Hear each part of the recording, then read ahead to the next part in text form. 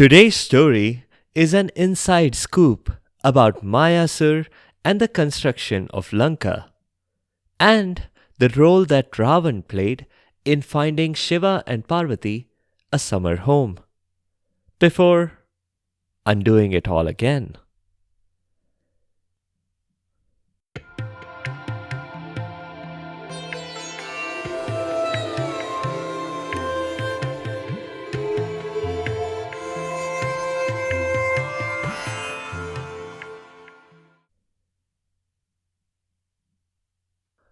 Welcome to Stories from India.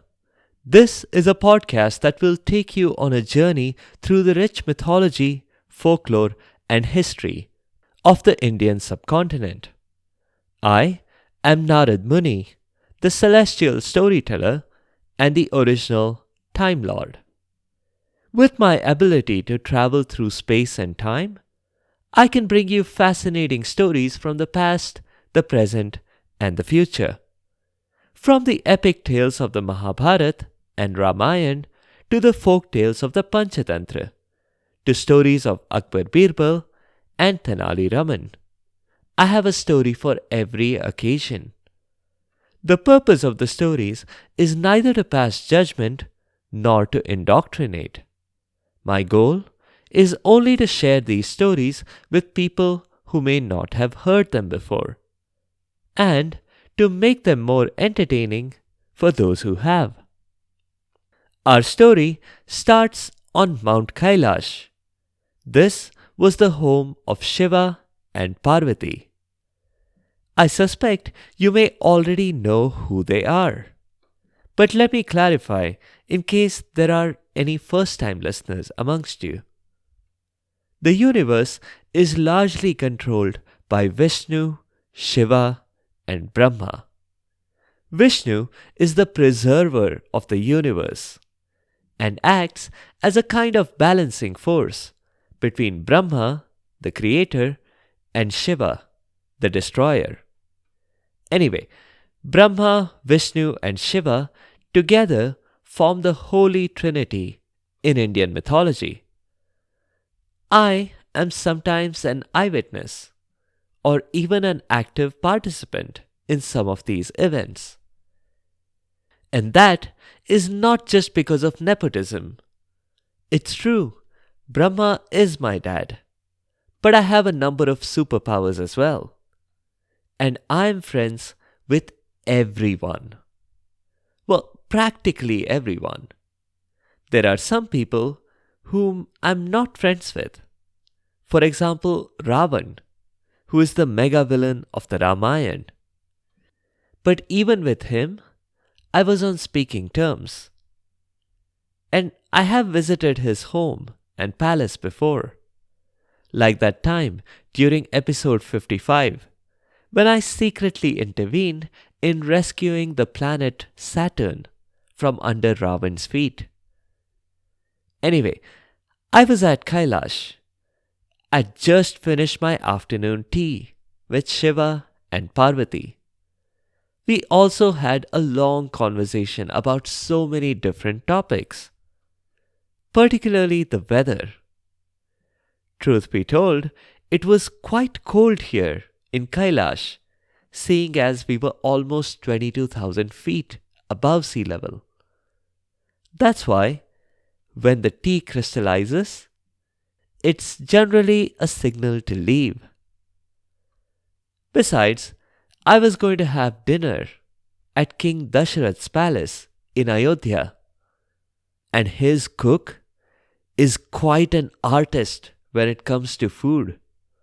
The chole bhature that I had there were delicious. You might wonder how I could get from Kailash to Ayodhya in just a few hours, when even the straight line distance is several hundred kilometers. But don't forget, I can travel through space and time. So after tea with Shiva and Parvati, I could have gone on to eat dinner with Dasharath the previous night if I wanted. Just as I was saying my goodbyes to Shiva, Parvati, Ganesh and Kartikeya, Nandi popped in to announce that Ravan was visiting, and he had someone with him.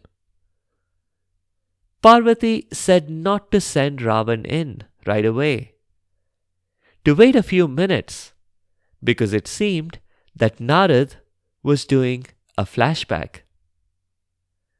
Indeed, I was.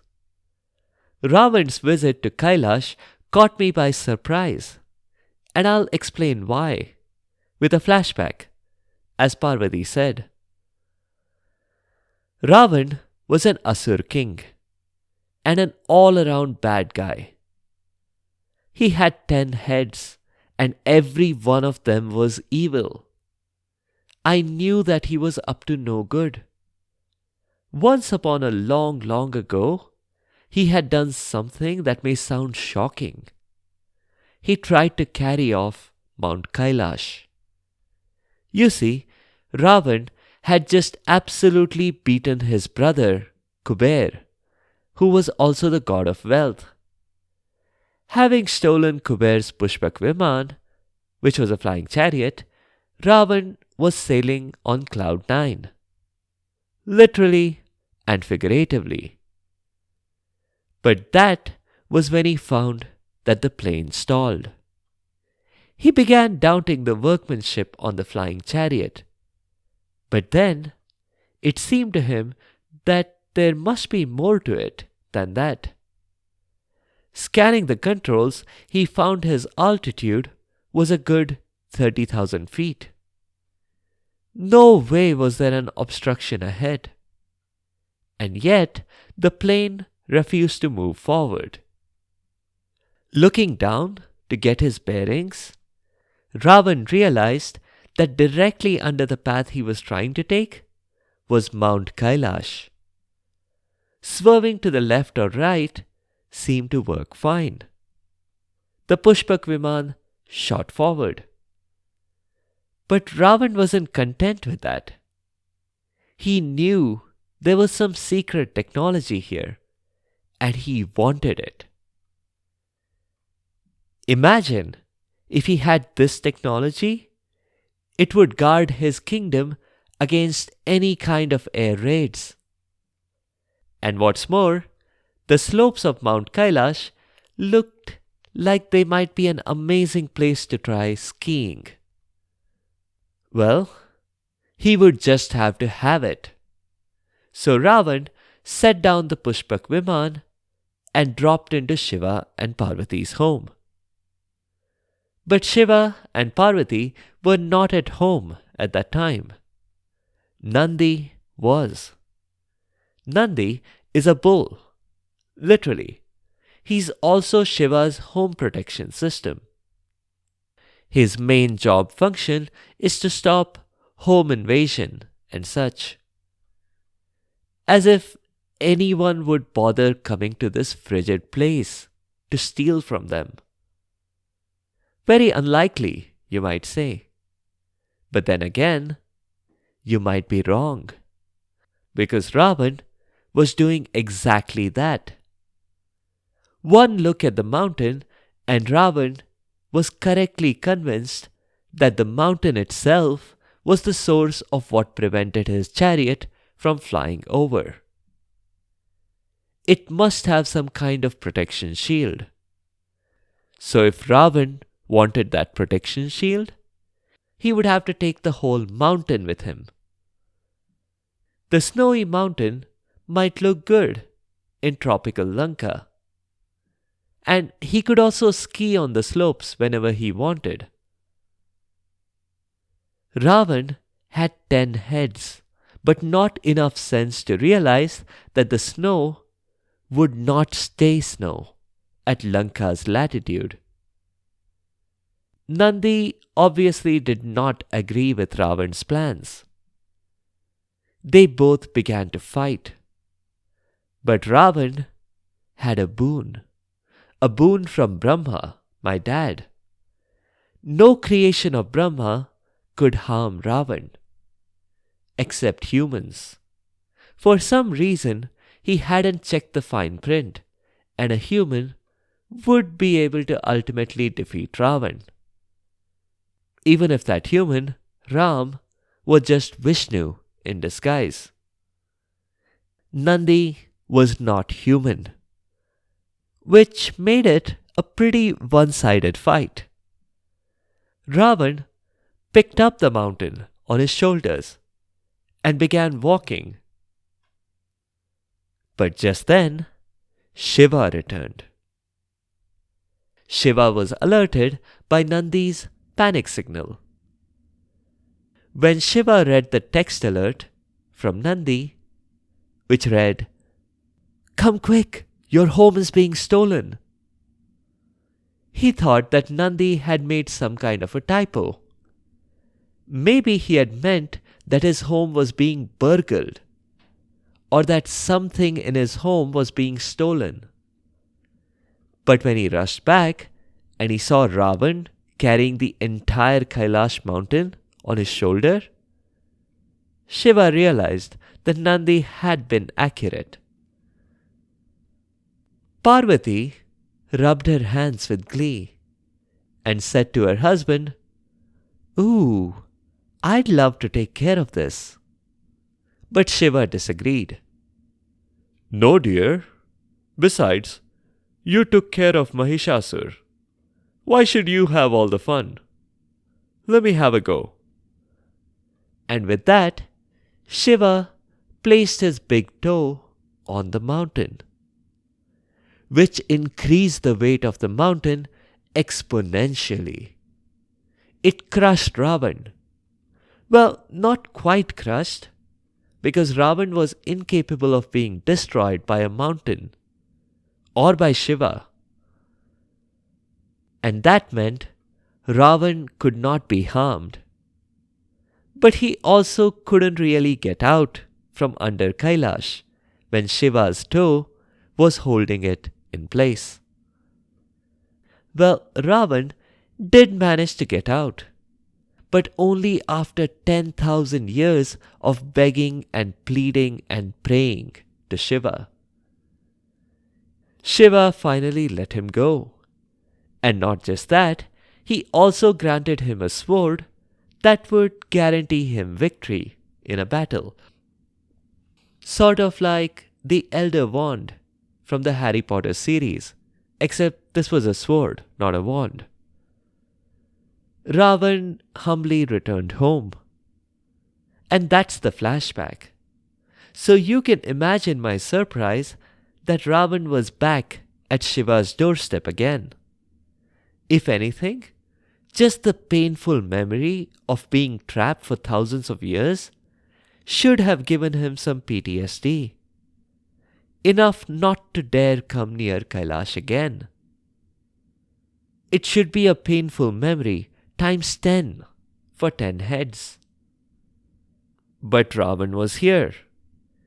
And what's more, he had brought a +1. Ravan's companion was another Asur, just like Ravan, except he had 9 fewer heads, which made him a lot easier to deal with. With Ravan, it's impossible to see eye to eye on anything. One head may be smiling at you, while another is frowning. I recognized Ravan's companion, of course. Unless you're tired of hearing me say it, I'll just remind you, yet again, that I have an encyclopedic knowledge of the world and everyone and everything in it. This guy was Mayasura, and he was an architect. And not just an architect, but the architect who could put all other architects to shame. And his first words betrayed his profession. Love the atmosphere, but Shiva, I can't say much about the durability of your home in such harsh weather. Snow accumulations can be very heavy in this part of the world. They'll be terrible on your roof. And what about the foundation? Have you been maintaining it? I felt the need to intervene. But Mayasur, I interrupted, there isn't any roof. There aren't even any walls. And the foundation is all just the entire mountain. And therein lies the problem, Mayasur said. You need a roof. How can you hang a chandelier in a home like this? And how can you have massive bay windows overlooking this beautiful landscape? I didn't want to interrupt again.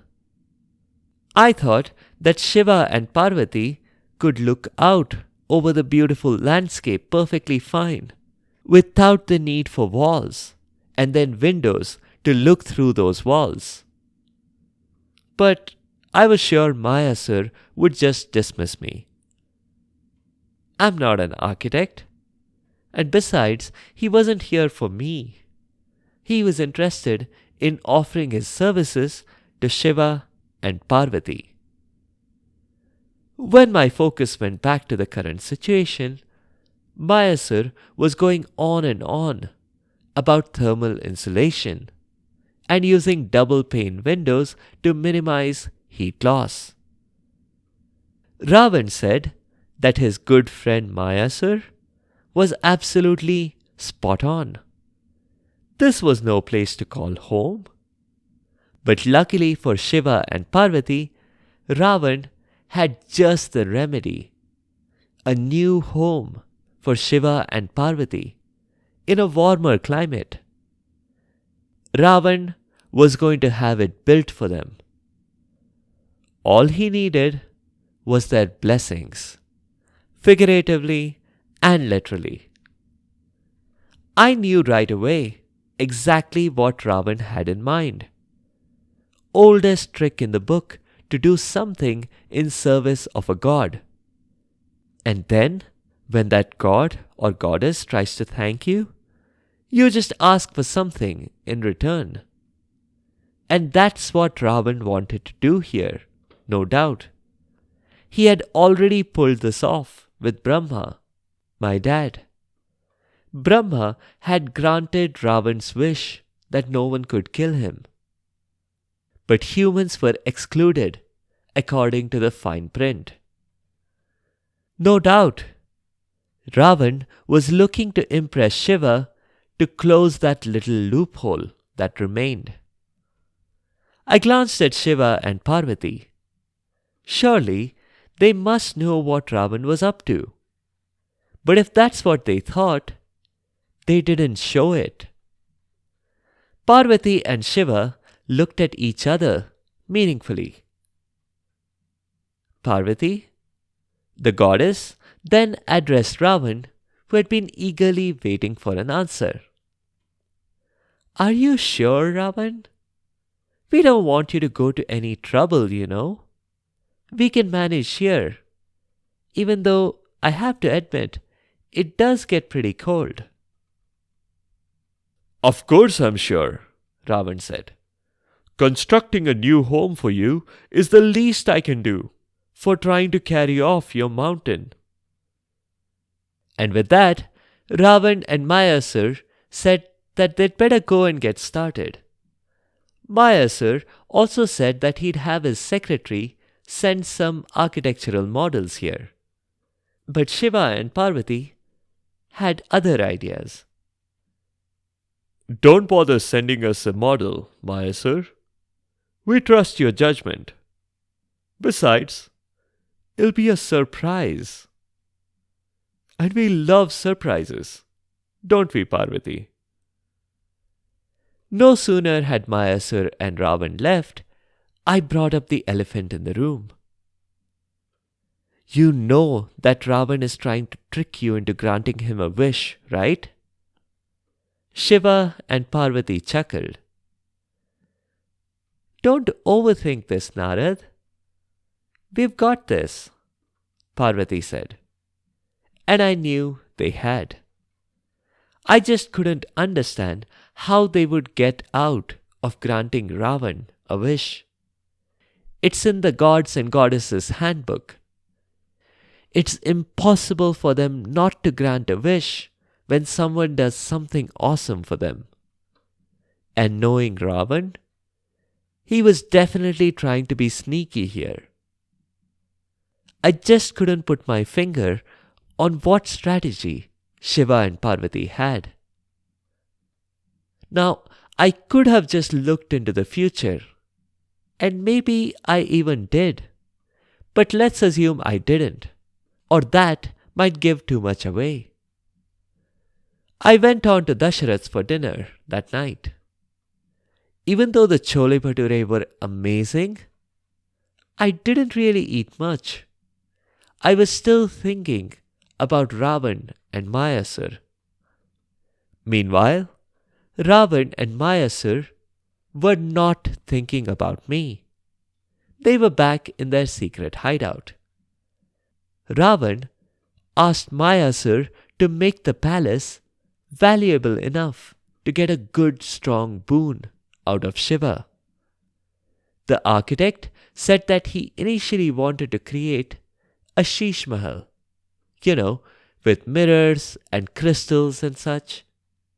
But considering what Ravan had in mind, they might need to use gold. He picked up a massive book titled The Asur's Guide to Prayers and Offerings. After looking up the right page and the right table, he told Ravan that as per the recommended guidelines, it was best to use at least 12.4 metric tons of gold. But the more the better. I don't have that much, Ravan said. But that's not a problem. I'll just tax the people and go loot a few kingdoms. And what else do you need, Mayasura? Turns out, Mayasura needed a lot of other stuff.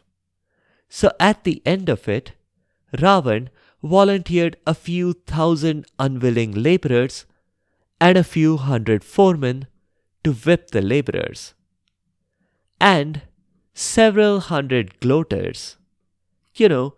People who would lounge about the building site and gloat at the laborers. One thing that Ravan couldn't stand was a high morale. Mayasura said that the palace would be completed in a month. Also, he didn't know why, but it was kinda strange how these days he seemed to only construct buildings for evil people. This seemed like a nice change, creating the palace for the good guys. Shiva and Parvati. All 10 of Ravan's heads were laughing an evil mastermind laugh. That's what you think, Mayasura. This plan of mine cannot fail. And with it, we'll get 4 birds with 1 stone. Mayasura was puzzled. He knew about Ravan wanting to become immortal. But what were the other 3 birds? Ravan said that the second bird was that Mayasura would be getting his revenge on Shiva. Shiva had destroyed Tripura, the 3 flying cities that Mayasura had constructed. The third bird was that Ravan would have his revenge for 10,000 years of being crushed under a mountain.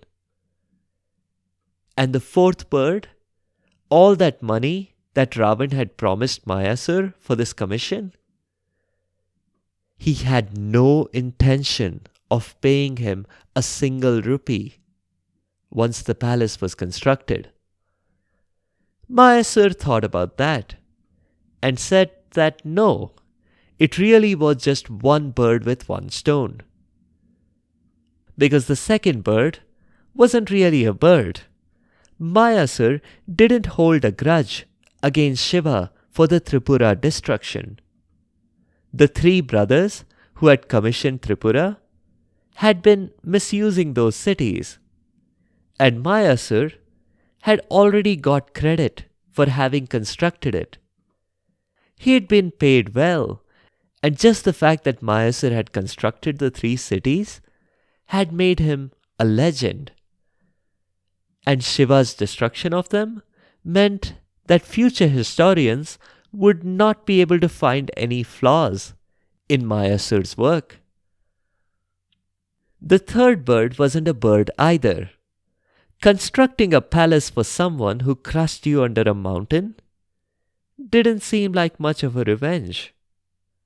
Unless Ravana had intended for Mayasura to put in lots of booby traps in the palace.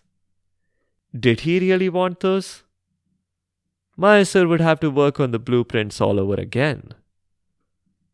As for the last bird, Ravana had probably not meant to say that out loud. The 10-headed demon king threw up his arms. Have it your way. Just one bird and one stone then. Just make sure the palace is impressive. It should be so marvelous that it should put Shiva in a generous mood. Mayasura got down to it and put in all his efforts in making not just a palace, but a city. A massive city. And that too covered in gold. Ravana delivered on his promise. He even exceeded Mayasura's expectations by delivering 20 metric tons of gold. The great architect had found just the spot. There were 3 mountain peaks called Trikut, and between them was a plateau, and that's the spot that Mayasura picked. It wasn't just a palace that he constructed, but an entire city. And everything was mostly gold. Well, not the foundation and the walls and the doors.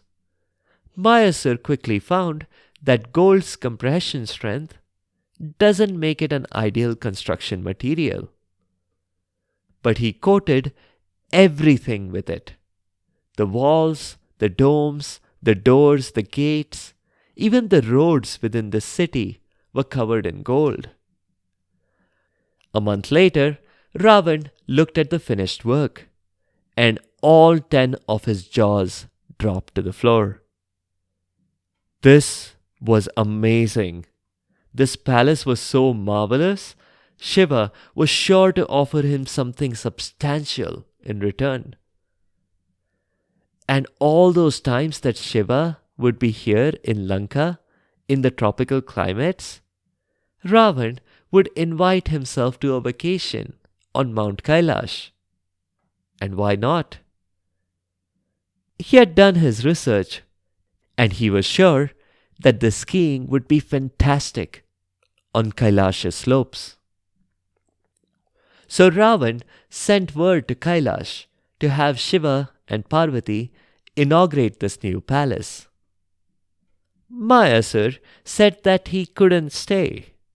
He had to go meet a friend of his in the forest, back over in India, where some characters from the Mahabharata were waiting for him to move their story along. Besides, Mayasura was shy and didn't like to participate in these modern, elaborate ribbon-cutting ceremonies. They might even put him on the spot and expect him to make a speech. Ravana was ready. He had already ordered his skiing gear, complete with 10 helmets. He had the portable hot tub, and he had taken igloo-making lessons from Mayasura himself. He was going to have a nice, cool holiday on Mount Kailash to celebrate his immortality, which should come any second now. Shiva and Parvati had just cut the ribbon to huge applause from the Lankan crowd. Now, Shiva was making a speech. Ravana wasn't paying much attention, but I was, so I can tell you what Shiva said. First, he thanked the crowd. He thanked Ravana, he thanked Mayasura, he thanked the laborers who had worked night and day to create this massive city. Everything was great. Except there was just one tiny thing. A simple thanks wouldn't be sufficient. Ravan deserved an award for his generosity in constructing this magnificent home. He he he, Ravan thought. He was going to become immortal now. He was sure of it. Shiva continued, "As I was saying, I can only grant what is in my power. Parvati and I, we are a very simple couple. We don't even have a house of our own. We've been living on Mount Kailash, but we don't own it. In fact, our only possession so far is this city of Lanka. And so, I shall gift this to Ravan." Ravan was shocked.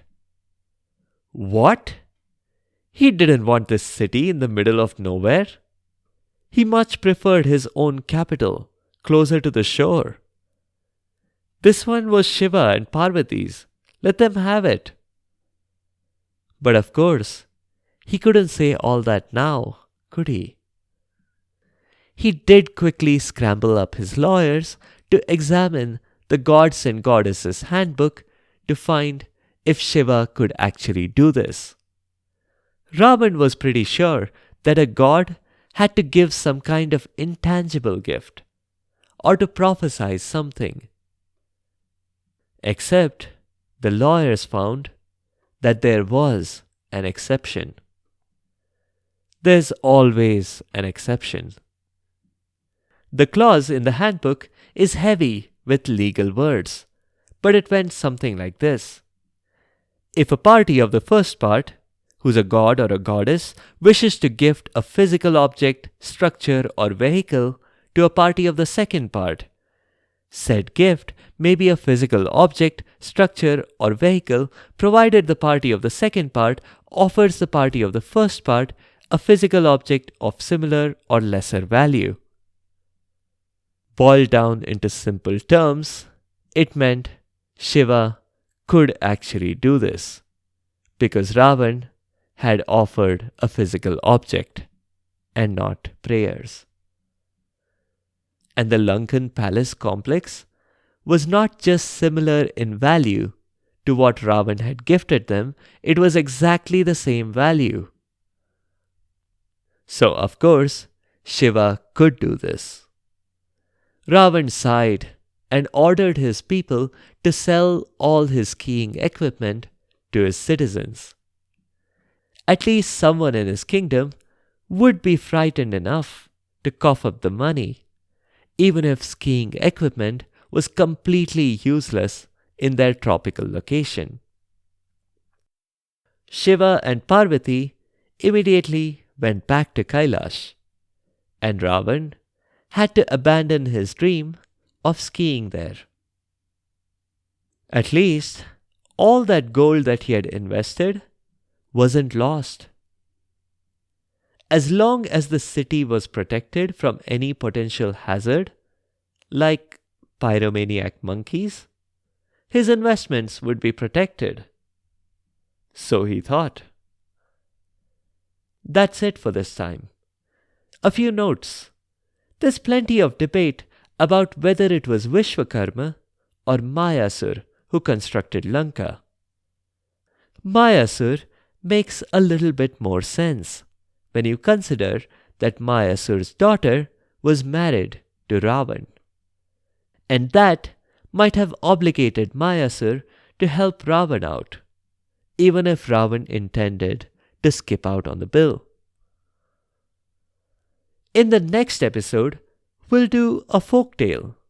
It's been a while since we did one, and I've had some requests to do the story of the king of crocodiles who married a regular human.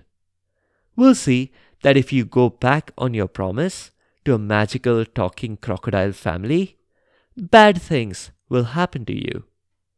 But if you do eventually keep your promise, you might receive a mansion and heaps of gold.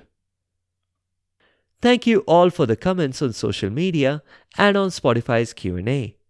I can't directly reply to the questions there, but I'll address them here on this show. Thank you for the feedback, Hari Prasad, Vamsi, and Ligma. I agree, Vamsi. The guard didn't really guard anything for much of the story. Samay and Bindu, the story of Vikramaditya and the Chinese princess is coming up. And Anikar will go back to the Mahabharata very soon. I'd encourage everyone to vote in the poll if you haven't already. For those who asked, the poll is currently on Spotify, but I'm looking to set it up on the website as well. More on that soon. Hari Prasad, we covered the Gajendra Moksha story during the Character of the Week segment of episode 30. Let me know if you're interested in a more dramatized version, and I'll be happy to consider doing it. If you have any other comments or suggestions, or if there are particular stories that you'd like to hear, please do let me know by leaving a comment or a review on the site sfipodcast.com, or tweet at sfipodcast, or reply to the questions on Spotify's Q&A. You can also find me on Instagram and Facebook. Be sure to subscribe to the show to get notified automatically of new episodes. A big thank you to each and every one of you for your continued support and your feedback. The music is from purpleplanet.com. That's purple-planet.com. Thank you for listening, and I'll see you next time.